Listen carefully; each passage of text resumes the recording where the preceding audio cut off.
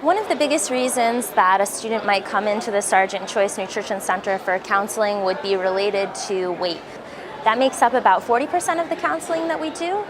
Another 20% of the counseling that we do is related to what we would refer to as special dietary considerations, and that would be things like vegetarianism, veganism, food allergies or intolerances, celiac disease, and related types of things.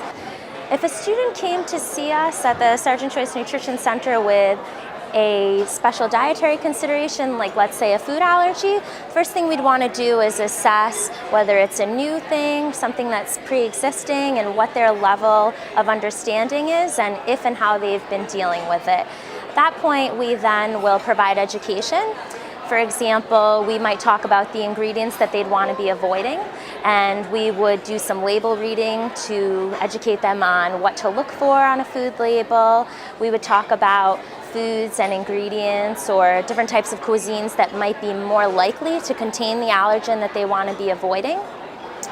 We would also want to make sure that we talk to them about what foods they actually can eat that are safe for them, and we want to make sure that within the constraints of their restriction, we can ensure that they're getting enough vitamins and minerals and protein, etc.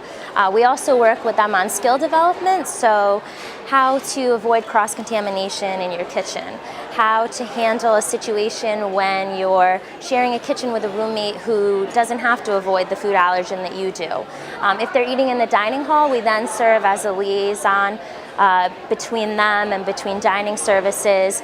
In addition to that, we also want to connect them with other students who might be dealing with the same types of things. So we have a student who has been building a group called the Food Intolerance Network on campus. So we connect students with him, and they basically meet and discuss different places that might be able to accommodate their needs, places that they might want to avoid, and provide each other with tips on how they're managing.